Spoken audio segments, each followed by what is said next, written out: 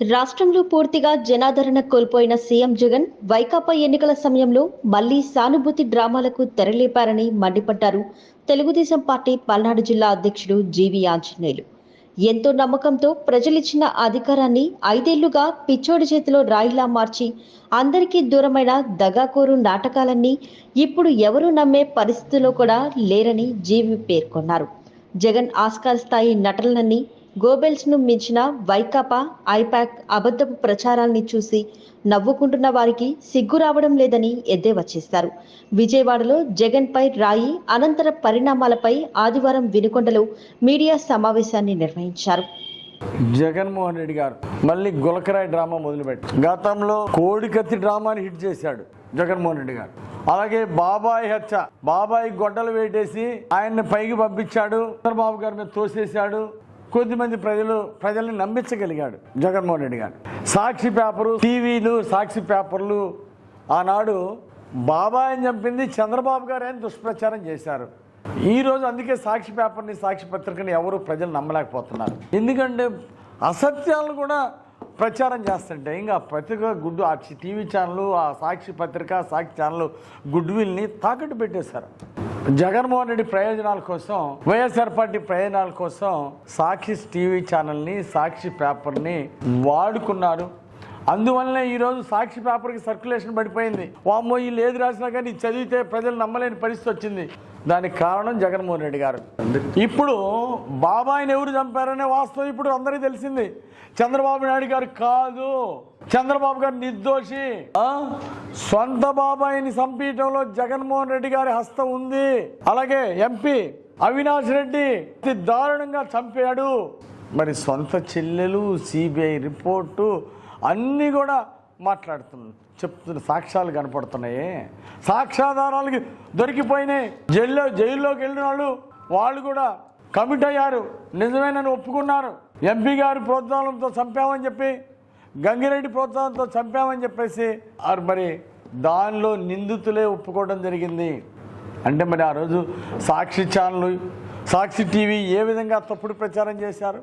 ప్రజలు కోడికత్తి drama super success చేసుకున్నారు.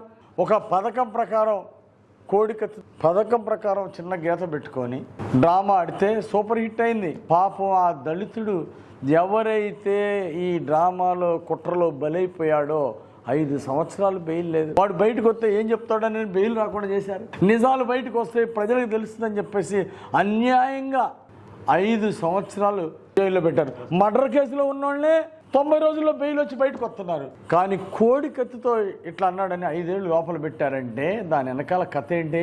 ప్రజలు తెలుసుకున్నారు. అప్పట్లో పాపం ప్రజల్ని నమ్మించగలిగారు. ప్రజల్ని నమ్మించడంలో మొదటిసారి విజయవంతమైన జగన్మోహన్ రెడ్డి గారికి అభినందనలు. కోడికత్తి డ్రామా సక్సెస్ అయ్యారు.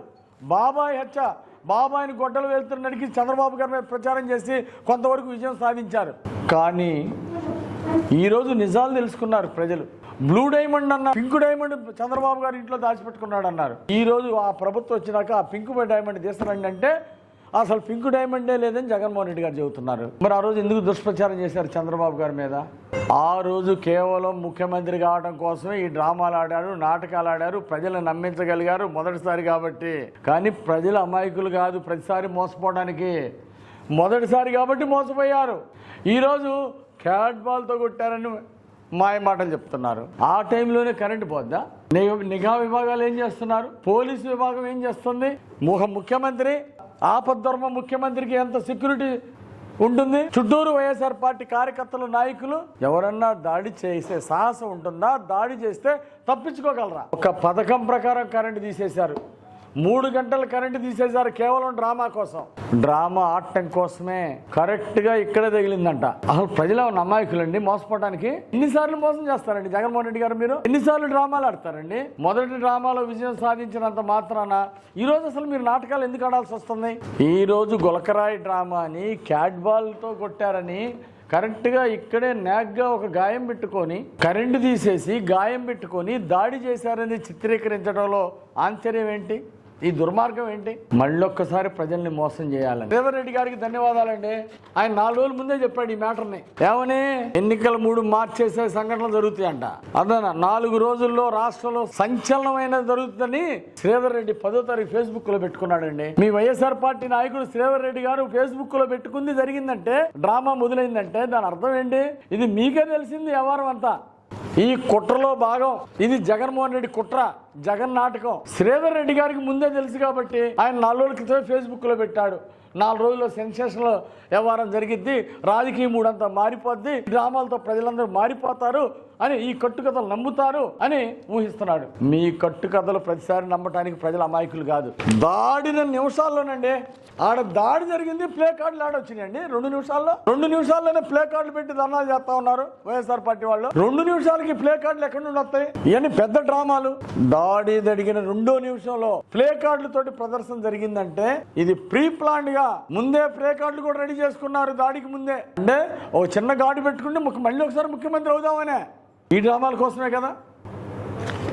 ప్రజలు ఎన్నిసార్లు మోసపోస్తారు అంటే ఈ డ్రామాలు ఎందుకు ఆడుతున్నాడో జగన్మోహన్ రెడ్డి సమాధానం చెప్పాలా.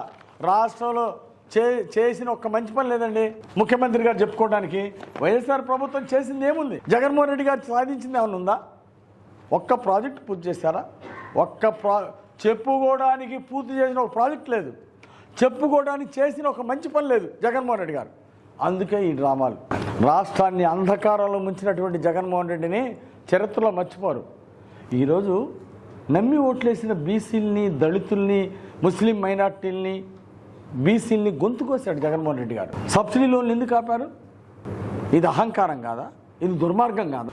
అందరికీ నిన్ను కష్టపడి గెలిపించిన వాడిని, నమ్మించిన వాడిని గొంతు కోసి వాళ్ళు సబ్సిడీ లోన్లు లేకుండా చేసి ప్రజలందరినీ దూరం చేసుకో, అన్ని సామాజిక వర్గాలను దూరం చేసుకొని అటు బీసీల మీద దాడులు చేయించావు, ముస్లిం మైనార్టీల మీద దాడులు చేయించావు, ఎస్సీలని చంపించావు. ఇన్ని చేసి సబ్సిడీ లోన్లు ఆపేసి వాళ్ళకి అన్యాయం చేసి అందరినీ దూరం చేసుకున్నావు. కాబట్టి ఇక్కడ ఈరోజు మళ్ళీ ఈ కోడికత్తి లాంటి మరో డ్రామా మొదలుపెట్టాడు. ఈ గులకరాయి డ్రామాని ప్రజలు నమ్మరు. మొదటిసారి నమ్మారు.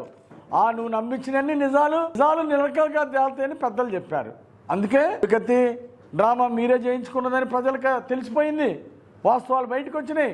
అలాగే బాబాయ్ గొడ్డలు వేటు ఎవరు వేయించారో ఎవరు వేసారో ప్రజలకు తెలిసిపోయింది.